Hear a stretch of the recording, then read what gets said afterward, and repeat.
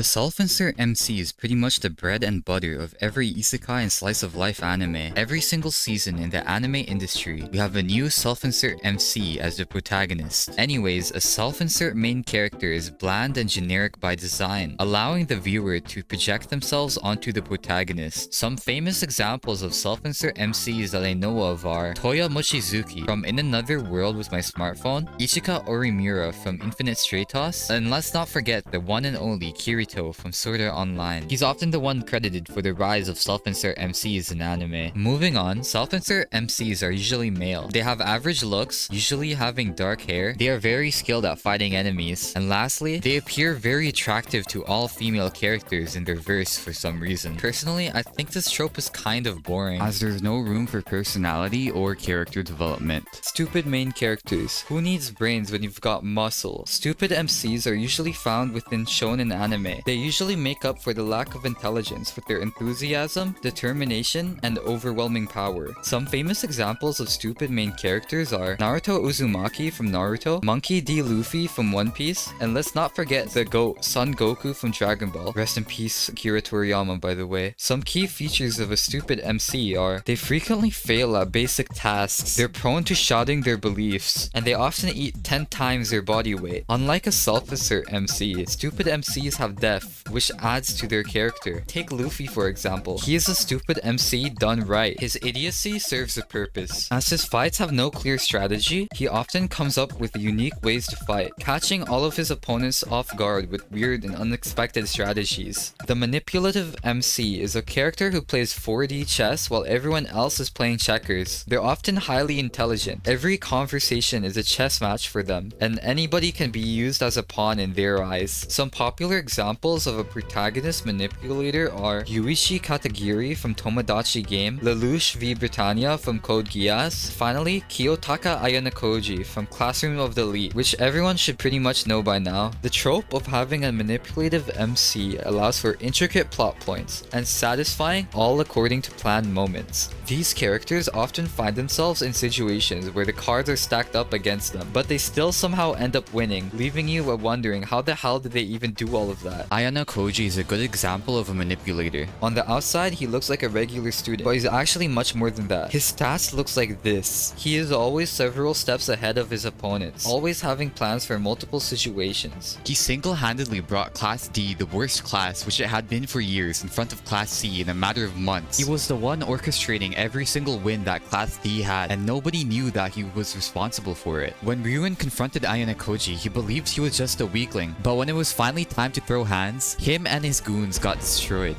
Before we continue this video, I just want to say we're really close to 100 subscribers. It would actually mean the world for me if you guys could subscribe to my channel, so please. The Pacifist MC represents a character who rejects violence and seeks peaceful solutions, often in contrast to their violent past or surroundings. Some examples of this are Thorfinn from Vinland Saga, Vash the Stampede from Trigun, and finally Aang from Avatar The Last Airbender. Pacifist MCs are characterized by their strong moral convictions against violence. From I'll kill you all to I will run, Thorfinn is the representation of pacifism. After years as a violent warrior, Thorfinn swears non-violence no matter what. Rather than resolving conflicts with violence, Thorfinn believes it is better to seek peaceful solutions through dialogue and compromise. Thorfinn's pacifism stems from the realization that violence only creates more violence in a never-ending cycle. He understands that to truly atone for his violent past, he must create more than he destroyed, with his ultimate goal being to create a world free from war and violence. As his late father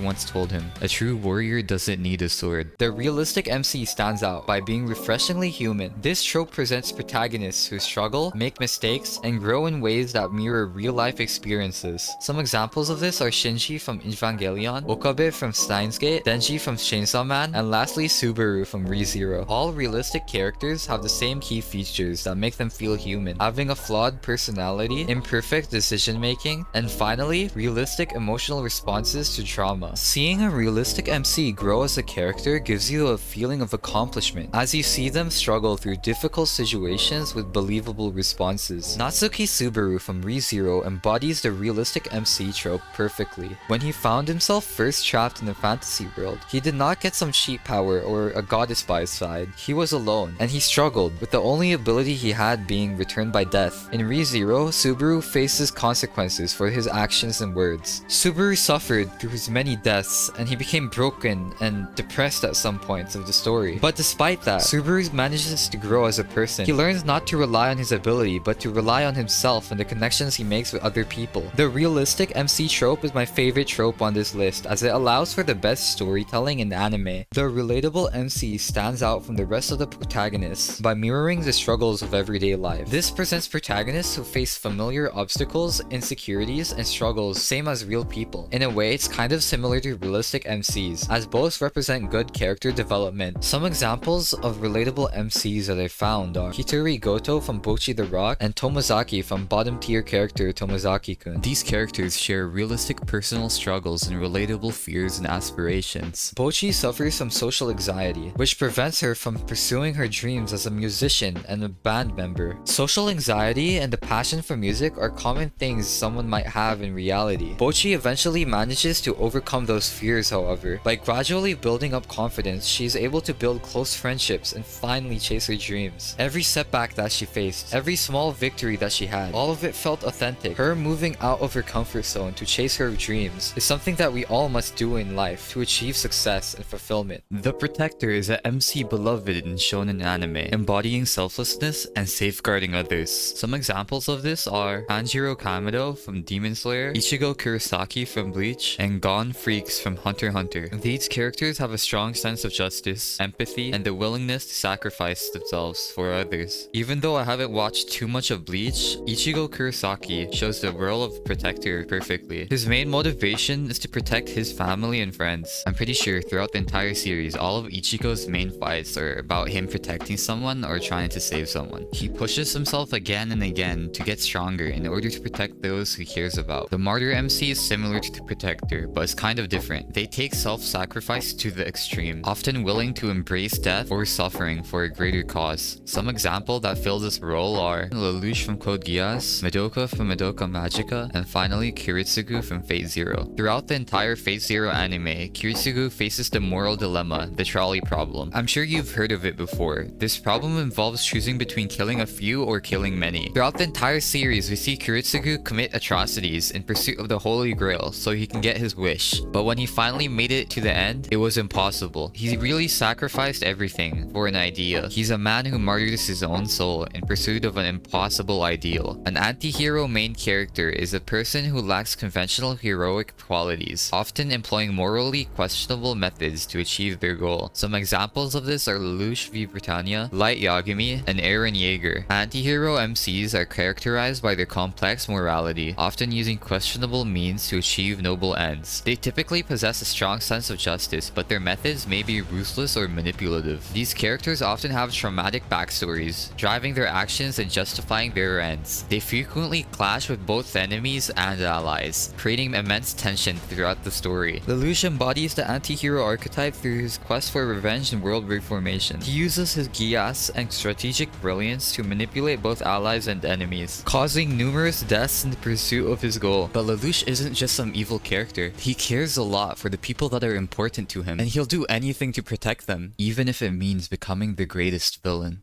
A Chunibyo main character is a protagonist who indulges in grandiose delusions, often acting out elaborate scenarios based on their imagined importance or abilities. Some examples include Sid Kagano, Yuta Togashi, or Jirai Ando. Chunibyo MCs are characterized by their vivid imaginations and tendency to create elaborate fantasies about themselves. Sid is the perfect example of Chunibyo archetype. He takes it to the next level in terms of Chuni. Sid doesn't just fantasize about himself, he lives in his fantasy. He creates an elaborate backstory and secret organization, acting out his his role as a hidden mastermind even when no one is watching. The GigaChad MC represents the pinnacle of power, confidence, and charisma in nearly all endeavors, embodied by characters like Anos Foldigode, Tatsuya Shiba, and Gojo Satoru. These three characters are arguably the strongest in the verse. They are all overly confident in their powers, but they can back it up. Every conflict they face, they can control with ease and precision. These characters typically have a strong sense of justice or personal code. While they may appear arrogant, they often show kindness to allies and respect to worthy opponents. Anos epitomizes the GigaChad archetype well through his immense magical power and unwavering confidence. There was this one time where he was sieging a castle covered with an invincible magical barrier. Rather than dealing with the barrier, Bro decided to casually pick it up, spin the castle and the people inside it like a basketball, then yeet it to oblivion. And in his very first fight in the academy, he literally killed and resurrected a guy over and over for the fun of it, which at the time was a magical ability that nobody even knew was possible. While Misfit of Demon King Academy may not have the best storytelling, Anos just carries the entire show, literally. A resilient main character is a protagonist who demonstrates exceptional mental and physical toughness, consistently overcoming seemingly insurmountable obstacles and trauma. Characters like Guts, Hanaki, and Yakimaru. These characters typically face overwhelming odds, physical and emotional pain, and repeated setbacks, yet continue to push forward. Guts shows a resilient MC through his unbreakable will and ability to survive unimaginable horrors shown in Berserk. He endured the eclipse, where he saw the betrayal of his best friend and massacre of his comrades. Despite the overwhelming odds against him, he endures. An opportunist main character is a protagonist who prioritizes their own benefit, taking advantage of situations and people around them. Kazuma is basically the perfect example of an opportunist MC because of his constant scheming and willingness to exploit others for personal gain. Some specific examples include using his party members' abilities in unconventional ways to overcome challenges, manipulating the depth system to essentially enslave Aqua, taking advantage of Darkness's masochistic tendencies in combat situations, and most impressively, exploiting loopholes and technicalities in quests and social interactions. When Bro was tasked to purify an alligator-infested lake, Kazuma did it in a way no one expected. He shoved Aqua into a cage and just threw her in there. The Hothead MC is a protagonist known for their quick temper and impulsive actions. They often have a strong sense of justice and personal code that fuels their emotional reactions. Take Edward Elric for example. His explosive reactions to being called short often leads to comical outbursts. Edward also likes rushing into dangerous situations without fully thinking of the consequences, simply driven by his determination to restore his brother's body. The Down Bad MC is a protagonist driven by strong romantic or sexual desires, often leading to humorous acts and awkward situations. Issei from High School DxD shows this characteristic the most, with his goal of becoming the harem king, which drives many of his actions and decisions. Feel free to like and subscribe so we can continue to make more content like this.